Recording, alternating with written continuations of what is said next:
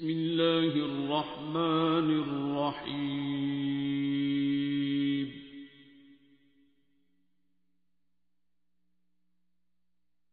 अर्रहमान। बहरहाल बैत की बात हम कर रहे थे, क्या सवाल था वो बैत का? कल भेजा हुआ था मुझे। सरकार दो आलम सल्लल्लाहु अलैहि वसल्लम के पर्दा फरमाने के बाद भी चारों खुलफा ने भी बैत ली है ना। फिर उसके बाद हज़रत हसन ने भी ली है, फिर अमीर मुआविया के दौर में भी हुई है। हज़रत हुसैन से वो बैत ही मांग रहे थे। और इसके पीछे तो जो कॉन्सेप्ट है वो आप लोग अपने अपने, मैंने कहा ना, उलमा से पूछ लें। जो मुझे समझ है, मैं तो अपना सुन्नी घराने में पैदा हुआ हूँ, और उसके बाद जितना कि मैंने भी आप लोगों की तरह पढ़ा, सोचा, हज़रत इमाम हुसैन के स्टैंड को देखा। फिर जब मैंने पढ़ा, जब ये पढ़ा हिस्ट्री में, नबी करीम सल्लल्लाहु अलैहि वसल्लम मुख्तलिफ़ मौक़ों पे मुख्तलिफ़ लोगों को डिप्यूट कर देते थे, इस काम पे तुम, ये सीनियर है, ये ड्यूटी करेगा, ये कमांडर इन चीफ़ है जो मैं कह रहा हूँ। उसी तरह सरकार दो आलम जब बीमार थे, आखिरी 4-5 दिन जो उनकी, मैं तो उसको बीमारी भी नहीं कहता, जो अल्लाह का उनको वापस ले जाने का एक तरीक़ाकार था, शदीद बुखार था, कैफियत एक उनकी थी। उस वक़्त सैयदना अबू बकर सिद्दीक़ नमाज़ पढ़ाते रहे हैं। उसके बाद वो जो भी वाक़या अफसारों को, इसी के ऊपर तो आप शिया सुन्नी और पता नहीं क्या क्या डिवाइड हुए हुए हैं। लेकिन जो भी चुने गए खलीफा, उन्होंने फिर बैत ली और बाकी सब उनके साथ होते थे कि हम आपके साथ हैं। और नबी करीम सल्लल्लाहु अलैहि वसल्लम से जब आखिर में पूछा गया है या लोगों ने ये बातें की हैं आपके बाद, कुछ सहाबा तो इस बात पे ही जज्बाती या रोने वाले हो जाते थे या गुस्से में आ जाते थे लोगों के पूछने पे कि यार तुम लोग यानी ये सोचते भी कैसे हो कि हजूर के बाद, ठीक है, जैसे सैयदना उमर फ़ारूक ने तलवार निकाल ली कि अगर वो कहेगा कि वो फौत हो गए हैं तो मैं गर्दन मार दूंगा। सैयदना अबू बकर सिद्दीक़ ने उन्हें वो आयात फिर सुनाई, कुल्लु नफ्सिन ज़ायक़ातुल मौत वाली। साथ ये भी ऐलान किया कि लोगों जो तो मोहम्मद की प्रस्तिश करता था, समझता था, वो तो समझ ले कि सरकार दो आलम सल्लल्लाहु अलैहि वसल्लम विसाल फरमा गए हैं, अब मुंतकिल हो गए हैं, आगे चले गए, एक दूसरी ट्रांसफॉर्मेशन में चले गए हैं, इस जहान से दूसरे जहान की तरफ चले गए हैं। लेकिन मैं उन्हें मुर्दा इसलिए नहीं कहता कि जब शहीद को मुर्दा कहने से मना फरमा दिया गया है, अल्लाह कहता है मैं उन्हें रिस्क देता हूँ और उन्हें मुर्दा मत कहो। तो शहीद से ऊपर, कुरान के मुताबिक शहीद से ऊपर सदीक़ का दर्जा है, जिस तरह से, और मुख्तलिफ़ सदीक़ हैं, ठीक है, और उन्हीं में सदीक़ अकबर हैं, इसे ना बकर सदीक़। फिर सदीक़ से ऊपर अंबिया हैं। तो शहीद नहीं मर रहा, ठीक है।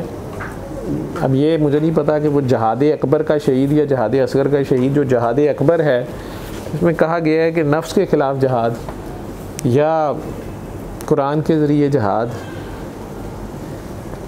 मुख्तलिफ़ औलिया अल्लाह जो हैं, सरकार ने कहा मरने से पहले मर जाओ। वो मरने से पहले मर जाओ खुदकुशी थोड़ी है, वो मैं का मारना है, अल्लाह के नाम पे कुर्बान करना अपना जान, माल, औलाद, वक्त, सांसें, अपनी ख्वाहिशात।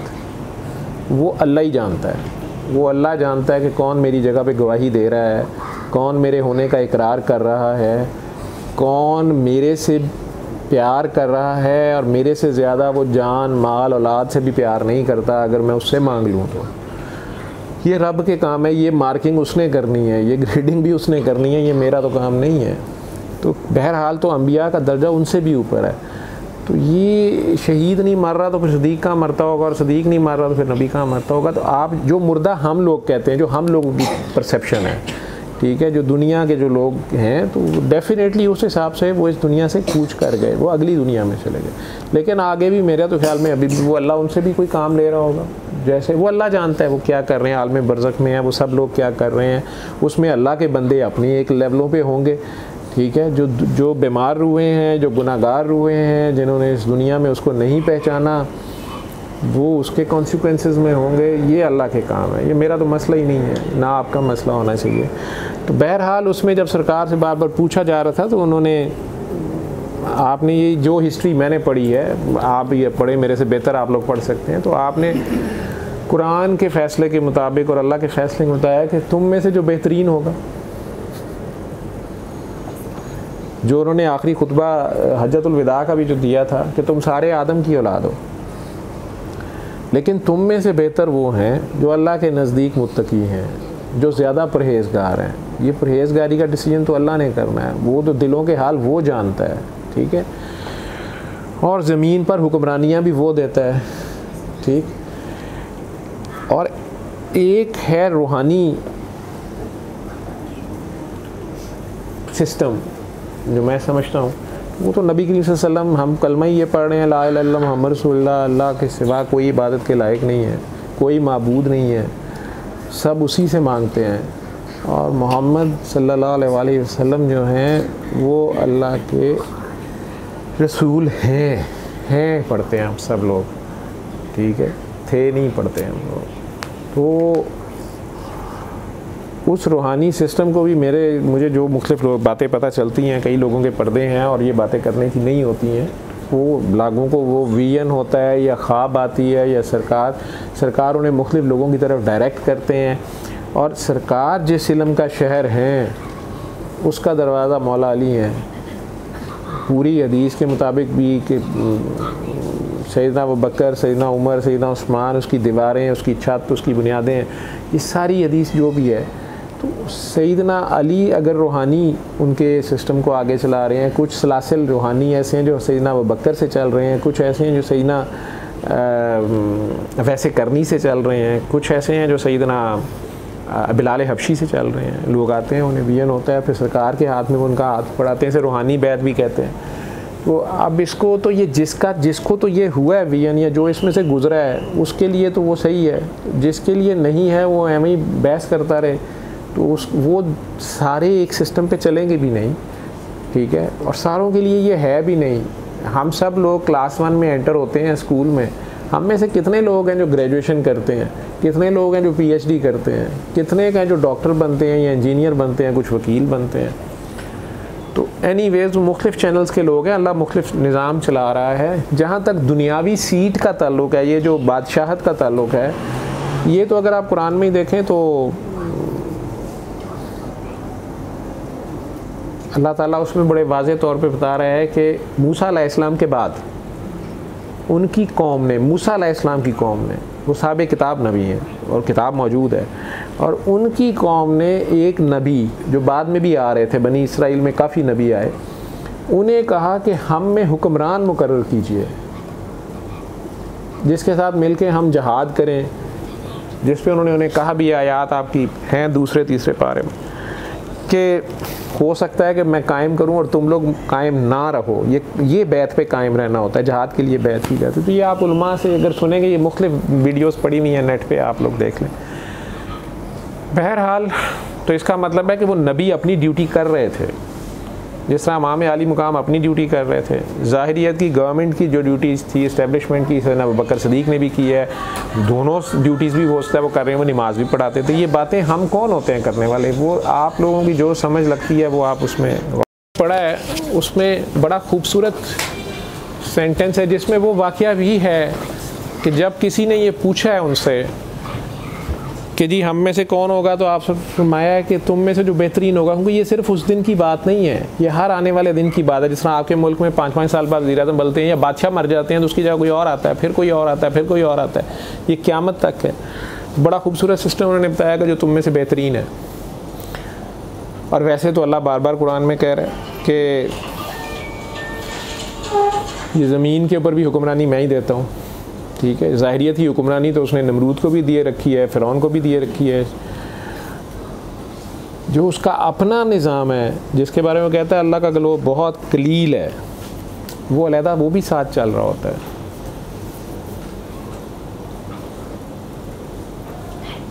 वो बनी इसराइल के जो नबी हैं वो मौजूद हैं, उसके होते हुए उन्हें लोग ही कह रहे हैं कि एक बादशाह मुकर्रर कीजिए, और वो एक बादशाह मुकर्रर कर रहे हैं। अगर आप जालूत वाला वाक़या पढ़ेंगे तो इसी तरह सरकार दो आलम से जब दोबारा किसी ने सवाल किया है, जब एक बार कि जी ये कैसे पता चलेगा कि बेहतरीन कौन है, तो मैंने पढ़ा है कि उनके चेहरे पे नागवारी आई या डिसअपॉइंटमेंट आई, यार ये क्या सवाल कर रहे हैं 23 साल के बाद भी। उन्होंने खुतबा हज्जतुल विदा पे भी ये बात की है, कुरान भी यही बात कह रहा है कि तुम में से बेहतरीन वो है जो तकवा में ज़्यादा है। तकवा क्या है? Who regards the God most, जिसे अल्लाह की हया सबसे ज़्यादा है, जिसे खौफ खुदा सबसे ज़्यादा है। हर मामले में ये 24 घंटे बड़ा मुश्किल है, अपने घर में ही नहीं रहा जाता, अपने घर वालों के साथ ही बंदा कई जगह डंडी मार जाता है, बाहर वालों के साथ तो बहुत ही मारता है। गाड़ी पे, सड़क पे गाड़ी चलाते हुए हम कई जगह राइट मारते हैं दूसरों का, किसी को नहीं याद होता खुदा, ठीक है। लेकिन कुछ ऐसी रूहें होती हैं जो 24 घंटे खशियत इलाही में होती हैं, जिनकी नमाज कायम होती है, हर वक्त खौफ खुदा में रहना इबादत है। ये बड़ा मुश्किल काम है, मैं तो कम से कम इसका दावेदार नहीं हूँ, ठीक है, वैसे ही दुनियादार आदमी हूँ। तो उसमें ये ड्यूटी हर बंदा 24 कर भी नहीं सकता। नबी करीम सल्लल्लाहु अलैहि वसल्लम 24 घंटे मस्जिद नबी में बैठे रहते थे, थोड़ी देर के लिए वो अपनी बीवियों के हुजरे में कहीं सोने आराम करने जाते थे, तो दुनिया जान खाती रहती थी, तो उनका क्या ज़रिया माश था, या वो घर अपना बेचारे कैसे चलाते, या वो क्या कर रहे थे ना दुनियादारी में। वैसे तो उन पर फटाफट फतवा लगा दिया जाता कि जी वो भी आम इंसान थे और वो भी ऐसे थे वैसे थे, तो उनके कोई ज़रूरियात घर की, उनके बच्चों ने, बीबी पाक फातिमा ने या उनके पोते पोती, कोई ख्वाहिशात नहीं होंगी नवासों की, बीवियों की, वो हर वक्त वही काम करते रहते थे, जिसकी वजह से वो आयात भी आ गई कि ये एम ही आपको लंबा बिठाई रखते हैं, लेट नाइट भी बिठाई रखते हैं, उल्टे सीधे सवाल करते रहते हैं, एक ही बात 1000 बार पूछते हैं। अब आइंदा किसी ने सवाल करना है तो वो पेमेंट करेगा, वो हदिया देगा। ये कुरान पढ़ेंगे आप तो देख लेंगे आप, तो सिर्फ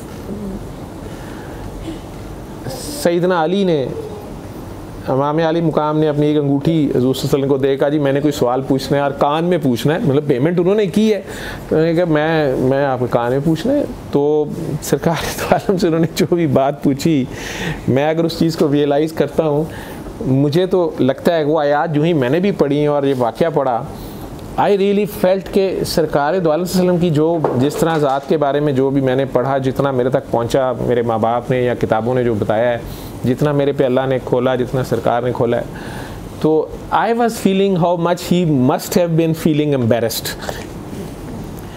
वो इतनी हया वाले थे कि ये अब क्या हो गया कि लोगों के दिलों में तो पहले ही शक थे। बहुत से लोग नाउज़ बिल्लाह मुसलमान ही जो उनके पीछे नमाज़ें पढ़ते थे, कहते हैं कानों के कच्चे हैं। कई आयात जब आती थी उन्हें होता ये लो जी आज ये ऑर्डर चेंज हो गए हैं, नाउज़ बिल्लाह नाउज़ बिल्लाह नाउज़ बिल्लाह, ये अपनी तो नहीं बना लेते, ये ख्याल आते हैं दिमागों में। तो अब उस वक्त अगर वो ये कह रहे हैं कि जी आइंदा जिसने सवाल पूछने हैं उसे हदिया देना पड़ेगा, इज़ वेरी डिफ़िकल्ट। सरकार दो आलम के जो टेस्ट अल्लाह ने जिस तरह से उन्हें जिधर से गुजारा है, जिस हज़रत ज़ैद वाला मैं वाक़या पढ़ता हूँ, उनकी वाइफ बीबी ज़ैनब वाला, कि वो डाइवोर्स होगी फिर वो उससे शादी करेंगे, बहुत मुश्किल काम है उस मुआशरे में जहाँ ऑलरेडी लोग क्रिटिसाइज़ कर रहे हैं।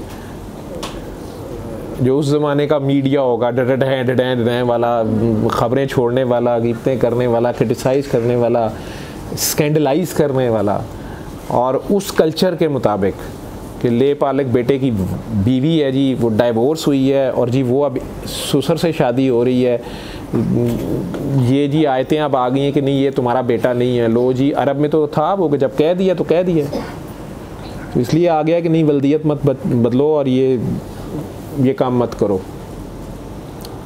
अब वो शादी कितनी मुश्किल उनके लिए होगी उस कल्चर में। अल्लाह का हुक्म वो तो कर जाते थे, लेकिन एक आम इंसानी लेवल पे बशरी तकाज़ों पे रहते हुए लोगों का क्रिटिसिज्म सुनना, सोचना, अल्लाह के साथ तो जो उनकी है उसमें तो उन्हें हम जैसे किसी का फतवा लेने की ज़रूरत नहीं, ना हमारी कोई औकात है, ठीक है। लेकिन अब ये भी वाक़या जब हुआ है तो मैंने जो पढ़ा है उसमें यही है कि सैयदना अली ने उन्हें अंगूठी दी और कहा जी मैंने सवाल पूछना है। उनके कान में कोई सवाल पूछा उन्होंने। लोग फ़िक़ा के सवाल पूछते थे, मुख्तलिफ़ सवाल होते थे। आयात आ गई और वो आयात अगर आप पढ़ें तो उसमें अल्लाह कह रहा है कि मैं आपका, यानी आपके ऊपर जो गुज़र रही है, मैं एम्बेरस का वर्ड भी पता नहीं सही है कि नहीं, है झिझक या हया जो उनकी थी, या जितना वो उसे फील कर रहे होंगे, तो अल्लाह ने कह दिया कि ठीक है ये हुक्म मौकूफ़ किया जाता है, लेकिन ये इसलिए आया था कि इन लोगों में एहसास जागे कि ये आपको 24 घंटे मतलब प्यार में ही चलें चाहे कर रहे हैं या अकीदत में कर रहे हैं बस, लेकिन ये ज़िच करते रहते हैं, एक ही बात वो कई तरीके से पूछते हैं, ये सारा। तो वो भी एक दौर था, क्योंकि हर तरह के लोग थे, सरकार तो किसी को मना नहीं कर सकते, मुख्तलिफ IQ के लोग थे, दीवाने भी उनके थे, मस्ताने भी उनके थे, वो बड़ा मशहूर वाक़या है, वो ख़ातून वाला जो ज़हनी तौर पे शायद माजूर थी या कोई दीवानी मस्तानी थी, मदीना की गलियों में रहती थी, फिरती रहती थी, ना कपड़ों का होश, ना लिबास का होश, ना खाने पीने का होश, ना सफाई का होश। सरकार मस्जिद नबी में ही तशरीफ़ फरमाए हैं, तो बल्कि वो शायद कुछ लेक्चर मतलब सहाबा कराम को पढ़ा रहे थे या बता रहे थे या कोई महफिल कर रहे थे, तो उसने आके दरवाज़े में से आके उनको पुकारा है सरकार को, और सरकार तेज़ी से चल के उसके पास गए हैं, और वो धूप में खड़ी है, वो भी वहीं खड़े हो गए हैं, और कितनी देर वो खड़ी रही है, और उसकी बातें कोई अपनी कोई बातें थी जो कि आम दूसरे लोगों को नहीं समझ आ रही, कि आम इंसान कहेगा कि हज़यान बक रही है, पता नहीं क्या ये शिज़ोफ्रेनिक है। कितने अरसे के बाद जब वो चले गई है, ये खुद ही बातें कर के, सरकार उसकी बात ऐसे सुन रहे हैं, सुन समझ आ रही है, और हो सकता है वो कोई मजजूब हो और वो थी कोड वर्ड्स की बातें, लेकिन आम लोगों के सामने तो वो नहीं खुल रही बात। तो सरकार वहाँ से जब अंदर आते हैं, सैयदना उमर ने शायद उन्हें कहा कि सरकार ये तो दीवानी है, और आप धूप में खड़े थे और पसीने के साथ बुरा हाल है या गर्मी के साथ बुरा हाल है, तो आप उसकी बातें सुनी जा रहे थे, इसकी तो कोई नहीं सुनता। आपने उन्हें फरमाया कि उमर इसकी मैं नहीं सुनूंगा तो कौन सुनेगा, वो रहमतुल लिल आलमीन है। वो सुनते तो सारों की थी, लेकिन जो एम्बेरसमेंट उसमें जो प्रॉब्लम थी, जो लोगों को जो ख्याल करना चाहिए था, सॉरी एम्बेरसमेंट नहीं, जो लोगों को ख्याल करना चाहिए कि उन्होंने आराम भी करना है, या उनका ज़रिया मुआश क्या है, या उनका घर कैसे चलेगा, या वो भी तो अपनी जॉब पे जाएं, बाकी टाइम पे पार्ट टाइम ये कर लें। जिस तरह मैं ये दुआ हफ्ते में बस 1-2 दिन करता हूँ। अम्मा जी उस दिन आई तो पहले कहती हैं तो फ़कीर है, बाद में कहती हैं, किसी को पूछना शुरू होगी कि ये क्या है, पता नहीं किसी ने कहा जी कि पता नहीं, मुझे नहीं समझ आई, बताने वालों ने भी क्या बता दिया अम्मा जी को। तो वो बड़ी शौक से हो गए, रोज़ आना करना, इधर इतने बजे आना करना। अगर नहीं डॉक्टर साहब तो हफ्ते में 1 दिन आते हैं, इधर हफ्ते वाले दिन आते हैं, ये मंगल। उन्होंने कहा बस 1 दिन ही फ़कीरी होती है, इश्क होते हैं। तो हर बंदे की अपनी समझ है। वो रोज़ ही आना चाह रही थी, और ये जो अभी कनाडा से मैं बता रहा हूँ फ़ोन कर रही थी, वो कह रही थी जी ये दुआ सेशन आप रोज़ लगाएं, लंबे लंबे लगाएं, और आप रोज़ के क्यों नहीं लगाते हैं। पहले मैं बड़ी परेशान थी कि ये रोज़ का नहीं लगा रही, फिर मैंने आपके कपड़ों से पहचाना है कि ये जो है ना, ये इतना कीनली उन्होंने अम्मा जी ने देखा कि ये कपड़े तो वही पहने हुए, इसका मतलब ये एक ही को डिवाइड करके ये ऐसे है, मिस नहीं हुए मेरे कोई। गॉड नोज़ उनका अपना प्यार है, लेकिन मेरे तो भाई वो कहते हैं ना, तुझसे भी दिल फरेब है गम रोज़गार के। मेरे तो अपने बीवी बच्चे घर बार है, मेरी जिम्मेदारियाँ हैं, मैं तो वो कर ना, मुझे कोई ये शौक़ है फ़कीरी का और रूहानियत का ना मुझे पता है। मैं एक डॉक्टर हूँ, तरीका इलाज ही बता रहा हूँ और उसी में फंस गया हूँ। बाबा मुझे कहते थे तूने फंस जाना है निकलना भी नहीं आ रहा। तो एनीवेज़ सरकार से पूछा गया है, आपने फरमाया तुम में से जो बेहतरीन होगा उसको बना लिया करना, क्योंकि ये आज के लिए भी है। जिस तरह आप लोग हुकूमत चूज़ करते हैं 4-5 साल बाद इलेक्शन, या मुख्तलिफ सिस्टम्स हैं दुनिया में, बड़ा अच्छा उन्होंने बताया। जैसे आप अपने घर में अगर खुदा न खास्ता अबू की डेथ हो जाए, किसी बड़े की डेथ हो जाए, तो आप लोग कैसे चूज़ करते हैं अब घर का बड़ा कौन होगा। तो एक मोहल्ले वाले जो हैं, एक मस्जिद वाले जो हैं, मुसलमान, एक इस्लाम, एक पूरा रहन सहन है ना, एक टोटल लिविंग है, नेचर है, ज़ाब्ता हयात है। लेकिन बहरहाल फिर किसी ने सवाल कर दिया है कि जी ये कैसे पता चलेगा कि हम में से बेहतरीन कौम है। ऐसा ज़बरदस्त जवाब है, अगर आप उसमें गौर करें तो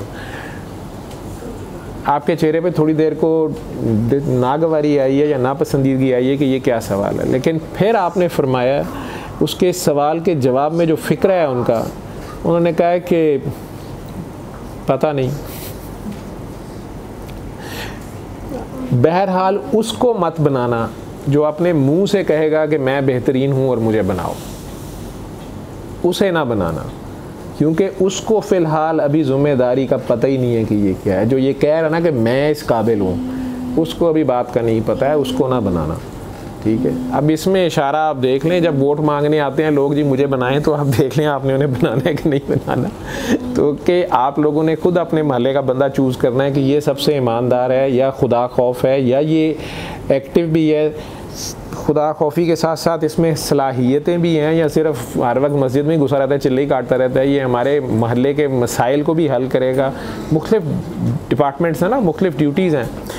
आपने क्या करना है, किस काम के लिए करना है, एजुकेशन मिनिस्टर बनाना है कि डिफेंस मिनिस्टर बनाना है कि फॉरेन मिनिस्टर बनाना है कि प्राइम मिनिस्टर बनाना है या सदर बनाना है। तो बहरहाल ये बातें तो सारी थीं, लेकिन बहरहाल ये असल टेस्ट है, मेरे नज़दीक ये असल टेस्ट है, तज़किया नफ्स है, और ये असल टेस्ट है जो नबी जब पर्दा फरमाते हैं तो उसके बाद उम्मत का असल टेस्ट शुरू होता है, वो मुख्तलिफ ग्रोहों में बढ़ जाती है। ये सारों के साथ ही ऐसा हुआ है, और यही आपने फरमाया था कि मुझे तुमसे शिरक का डर नहीं है, लेकिन ये दुनिया की, ये जो दुनिया का जो माल और दौलत या मटीरियलिज़म है, ये इसकी वजह से तुम लोग गर्दनें काटोगे, ये मेरी उम्मत का फितना होगा। और यही वजह बनी।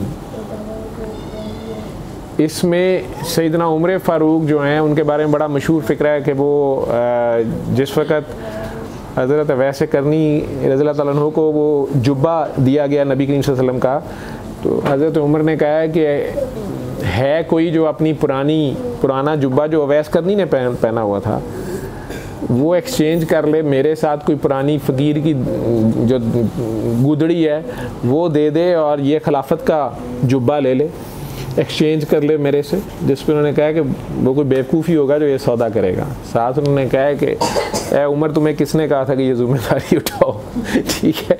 और चारों खुलफा जो हैं उन्होंने हलफ के बाद, हलफ कह लें से या इसको जो बैत है, उसके बाद उन्होंने खड़े होके मिंबर रसूल पे, जहाँ सरकार दो आलम खड़े होते थे उससे बहुत नीचे, उन सीढ़ियों से, ये ज़्यादा सीढ़ियाँ होती हैं, ये सरकार के दौर से हैं, तो वो नीचे बैठते थे, जहाँ सरकार के पाँव होते थे उससे भी नीचे वो लोग बैठते थे चारों ही। और आपने उनसे पूछा है, और आज चारों ने ये कहा है, ए लोगों मैं इस काबिल नहीं था। चारों का स्टार्ट ये है, मैं अगरचे इस काबिल नहीं था और ना इस चीज़ का ख्वाहिशमंद था, लेकिन अब अगर तुम लोगों ने इसमें मुझे चूज़ किया है या मुझे पुश किया है या मुझे कहते हो कि नहीं आप ही हमारे लिए खड़े हों, बाकी सारी हिस्ट्री आप लोगों को पता है। मैं उस डिबेट में जाना ही नहीं चाहता, पहला नंबर किदा थे, चौथा किदा नंबर उसका ही है जिसका अल्लाह ने रखा है, जो नंबर अल्लाह ने जो नंबर लगाने हैं, ठीक है। और वो लोग आपस में ऐसे थे, ये बात याद रखिएगा, वो लोग ये दुनियावी कामों के लिए नहीं थे, लेकिन सिचुएशंस जैसे क्रिएट होती थी।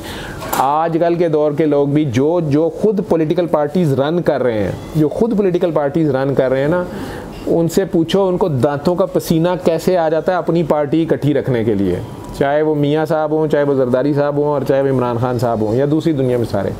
अपनी पार्टी के अंदर पार्टियां बनी होती हैं, पार्टियों के अंदर पॉलिटिक्स चल रही होती है, और डेडली ऑनेस्ट बहुत थोड़े लोग होते हैं। बाकी सारे के सारे या मैनिपुलेटर्स होते हैं, या इब्नुल वक्त होते हैं, या फ़ायदा उठाने वाले होते हैं, या लम्हाती तौर पे बड़ा अच्छा इंसान भी कई बार लड़खड़ा जाता है, कोई वीकनेस आ जाती है वो भी लड़खड़ा जाता है। जैसे वो सहाबी थे, बदरी सहाबी थे, वो जिन लोगों के लिए अल्लाह की आयात आ गई कि अब जो बदर तक वाले हैं इनके लिए ये इनके मामलात मेरे साथ हैं, जिसमें ये सारे बड़े सहाबा शामिल हैं, उनके बारे में हम कोई कमेंट्स नहीं दे सकते।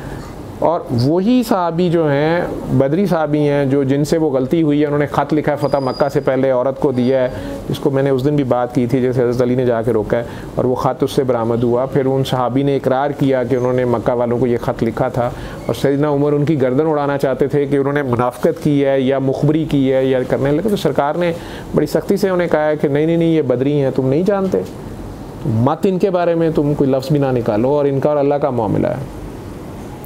ये सारे ही लोग, जब करबला का वाक़या जो है, अब फाइनल मैं उस पर आ जाता हूँ। बैत मुझे तो समझ नहीं आती आप लोगों ने इसमें से क्या निकालना है और क्यों फंसे हुए हैं। तो नहीं तो जिसने कर लिया बैत वो अपने मुर्शिद के पास जाए और उनसे इजाज़त ले ले, अगर वो कंटिन्यू नहीं रखना चाहता। तो एनीवेज़ करबला में मुझे इतनी बात पता है, इतनी बात जहन में रखिएगा कि ये इतनी इम्पॉर्टेंट चीज़ है कि ये सारी की सारी करबला बैत पे हुई हुई है, ये बैत पे हुई हुई है। वो बैत मांगता था और वो नहीं देते थे, उन्होंने नहीं दी है, जाने दे दी हैं। ये उन्होंने कोई क्लेम नहीं किया कि we are better than you और ये हुक्मरानी की लड़ाई है। मैं इस बात को नहीं ऐसे समझता। ये इस पे आपके जो उलमा जिसके जो कहते हैं सारे ही ठीक हैं, मुझे इससे गर्ज नहीं है। अल्लाह के करने के फ़ैसले हैं, अल्लाह करेगा, मैं कौन होता हूँ। मैंने कहा ना, आजकल की दौर की चीज़ों का नहीं पता चलता, इतना मीडिया और हर चीज़ होते हुए हमें नहीं पता हकीकत क्या है, ठीक है। और लोग लिखने वाले किताबें लिख गए, जो हुक्मरान है उन्होंने कुछ का कुछ लिखाया और अपनी मर्ज़ी के उलमा भी पैदा कर लिए और अपनी मर्ज़ी की हिस्ट्री भी लिखी गई, उस पर हम लोग आपस में एक दूसरे की गर्दनें काट रहे हैं। आप कुरान में गौर करें, अब कुरान में गौर करें, इसमें अल्लाह अपनी सुन्नत नहीं बदलता, अल्लाह के लॉज नहीं बदलते। जो अल्लाह के बंदे हैं, अगर इमामत भी जैसे 12 इमामों को मैं मानता हूँ, अल्लाह के बंदों को, अहले बैत को, उनके घर वालों को, फिर उस निस्बत की कम अज़ कम इज़्ज़त मेरे पे तो लाज़िम, मैं तो लाजिम समझता हूँ। अगर कोई कह देता है सैयद, झूठा भी कहता है तो मेरे लिए वो लाजिम है। उस निस्बत का बहरहाल मुझे एहतराम लाजिम है जिसका वो रेफरेंस दे रहा है। जैसे यहाँ आके कोई मुझे अभी कह दे जी हमारा यहाँ पे जो इस हॉस्पिटल का सबसे बड़ा कोई जो होगा MS होगा जी, मैं उसका जी ड्राइवर हूँ, आपकी तरफ आया हूँ, हमने उसे एमी प्रोटोकॉल देना है, फ़लाँ सीनियर डॉक्टर का मैं रिलेटिव हूँ, या मैं CM पंजाब का या मैं PM पाकिस्तान का कुछ लगता हूँ, या एमी दौड़े लग जानी है पूरे अस्पताल की। इसी तरह कोई आके अगर कहता है कि जी हम सैयद हैं या मैं शाह हूँ या मैं सैयद हूँ, मेरे लिए उसका एहतराम का लाजिम है, उस निस्बत का एहतराम लाजिम है। ठीक है। फिर वो बाबा कहते होते थे कि सैयद एक कतरे का नहीं, किरदार का भी नाम है। सिर्फ कतरे ही का नहीं, किसी खून के कतरे ही का नहीं, एक किरदार का भी नाम है। वो किरदार उसने निभाना, मैं तो जज नहीं करने वाला। ठीक है। हाँ, कई बार सैयद ज़्यादती कर जाते हैं। कई लोग, मेरे साथ एक साहब थे, मुसलसल करते रहते थे। एक दिन ज़िद हो के मुझे कहना पड़ गया उन्हें, बाबा ने मुझे डांटा कि तुम उसे कुछ कहते क्यों नहीं। मैंने कहा आपने तो कहा कि सैयद की इज़्ज़त करे। उन्होंने कहा ये तो वो जुल्म कर रहा है और तुम उसे मरवा दोगे, जुल्म बर्दाश्त भी नहीं करना, उसका हाथ रोको और उसको याद कराओ। तो मैंने एक दिन उनको कह दिया कि आप सैयद हैं, मैं अब आपको क्या कहूँ। तो एकदम डर गए, बड़ी देर मुझे देखते रहे, खौफज़दा से हो गए। और फिर कुछ 3-4 दिन बाद रोते हुए मेरे पास वो साहब आए और कहने लगे कि आपने मुझे क्या कह दिया। मैं बहुत शर्मिंदा हूँ। और बाद में तो अब उनका ये हाल है कि वो मेरे पास बैठ जाए तो रोते रहते हैं, कहते हैं डॉक्टर साहब मैनू की पता, माँ प्यो ने दसिया, मैनू की पता, शजरा भी है, सारा कुछ है, मेरा और नाना दादा किमें, मैं तो बड़ा ही गुनाहगार। अब वो अपोजिट हो गए हुए हैं। ठीक है। लेकिन उस वक़्त उनके पास सीट बड़ी थी, इख्तियार बहुत बड़ा था, शायद उनसे हो जाता था। लेकिन बहरहाल मेरे लिए उनका एहतराम लाजिम है। लेकिन बाबा ने वो नुक्ता समझाया कि हक़ अपनी जगह है और एहतराम अपनी जगह है। जब वो नाहक पे है तो उसका हाथ रोको। मुझे नहीं पता था। एनीवेज़, तो उस बैत के बाद ये खिलाफत वाला सिलसिला तो आपका बस फिर दुनियावी खिलाफतें शुरू हो गई ना, जहाँ जिसकी हुक्मरानी होगी वो भी खिलाफत लेता रहे।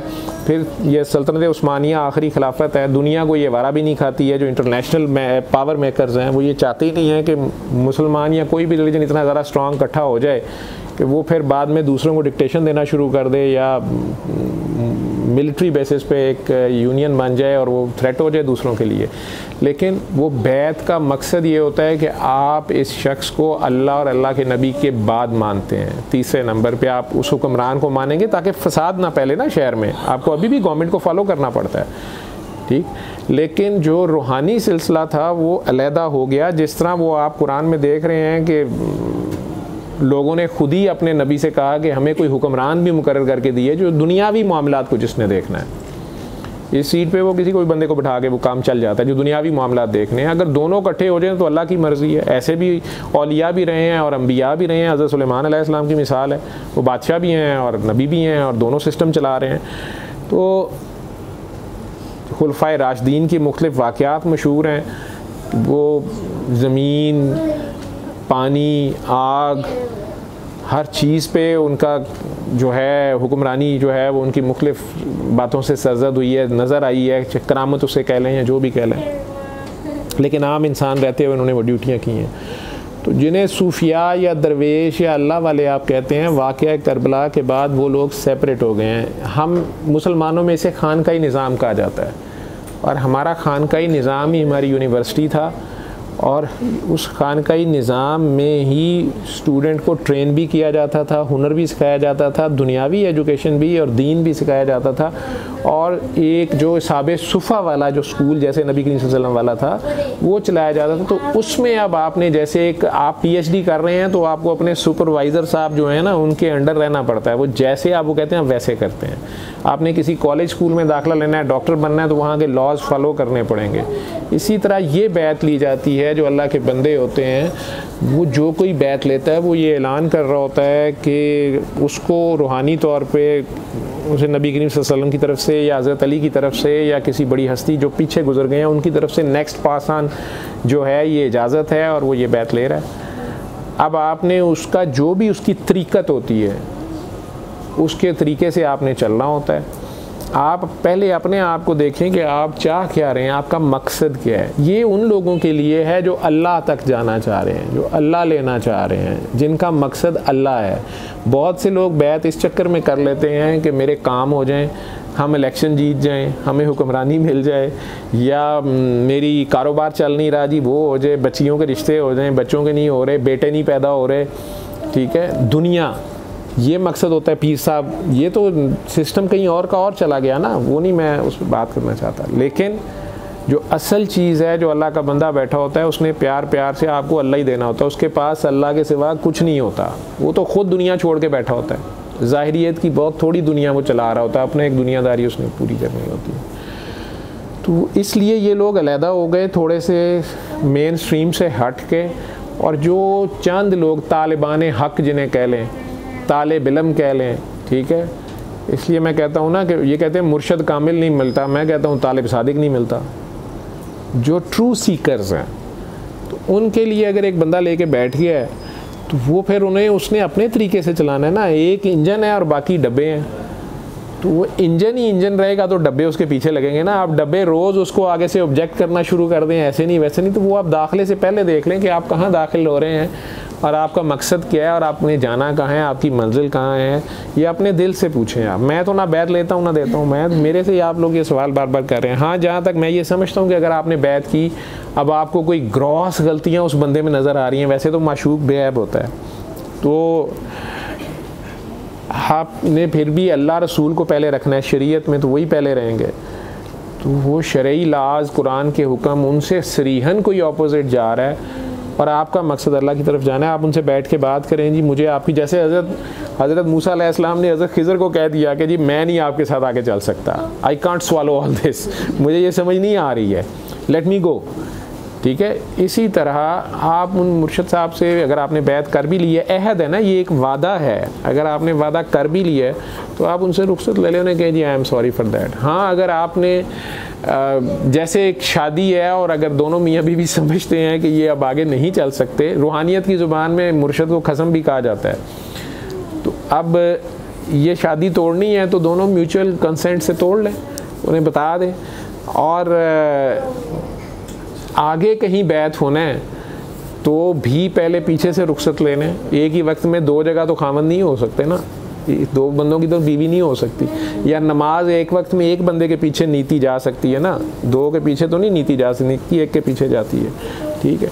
जहाँ तक बाबा का सिस्टम है, बाबा की जो बात थी, बाबा बहुत कम इस चीज़ पे बात करते थे, तो इस सिस्टम में तो पागलों का ये सिस्टम है, ये तो दीवानों मस्तानों का सिस्टम है, मजजूब, मस्त और कलंदर, ठीक है।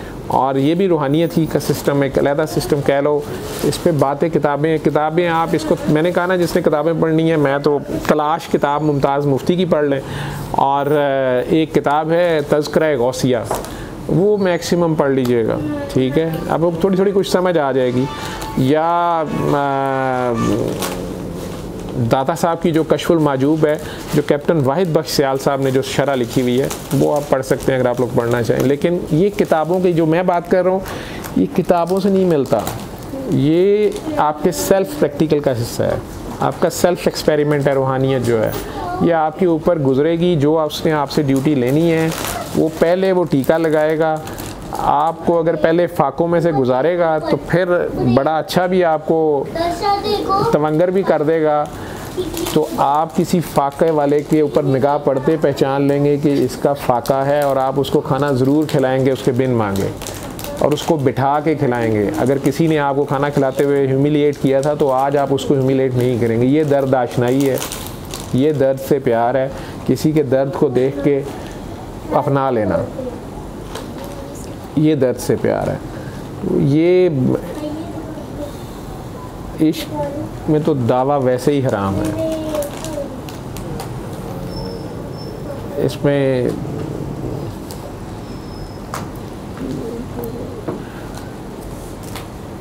बैत ना ली जाती है ना दी जाती है, क्योंकि ये इरादतन तो होता नहीं है, ये तो जो बेचारे फंस जाते हैं। इश्क साहब जहाँ वारिद हो जाते हैं, जहाँ ये आ जाते हैं, जिस पे ये तारी हो जाते हैं, ये को पूछ के थोड़ी होते हैं, वो आशिक और माशूक का खेल है। तो बहरहाल अगर बैत कर भी ली है तो उनसे रुखसत ले लें, अगर वो फौत हो गए हैं तो बात ख़त्म हुई। हाँ, जब तक आप उनकी बैत में हैं तो जितना उन्होंने आपको सबक दिया आप उस सबक को उस हिसाब से चलें। ये नहीं है कि आप क्लास 5 के स्टूडेंट हैं, आप 10th की बायोलॉजी लेके बैठे हुए, नहीं मुझे रिप्रोडक्शन पढ़ाएं, तो अब आपका दिमाग ही ख़राब होगा ना अगर आप वो पढ़ेंगे तो।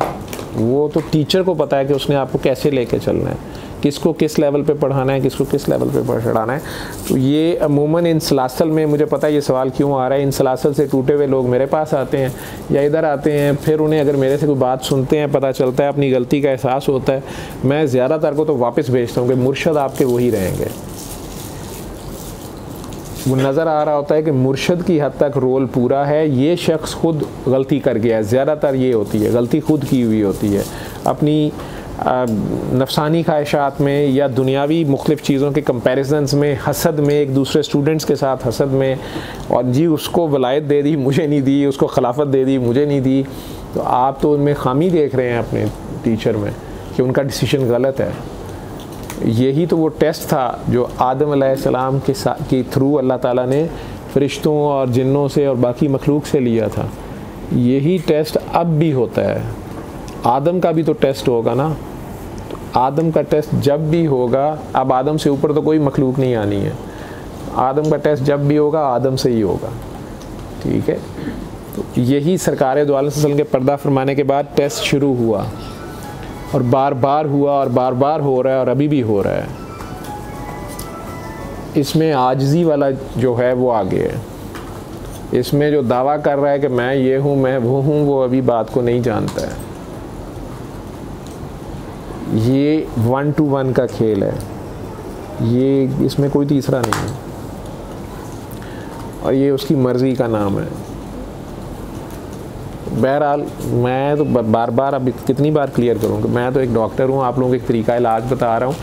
जो रूहानियत भी अगर आप लोग मुझे कहते हैं तो रूहानियत, बाबा जी की जो रूहानियत या जो भी इसको आप लोग रूहानियत कहते हैं, तो मैं तो इंसानियत कहता हूँ इसे।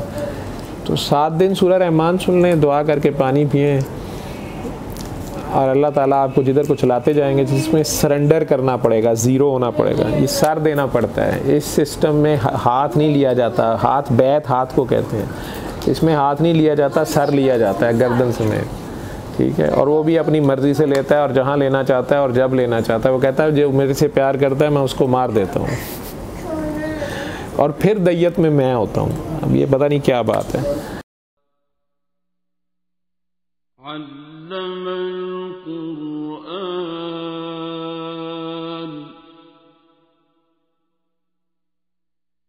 خلق الإنسان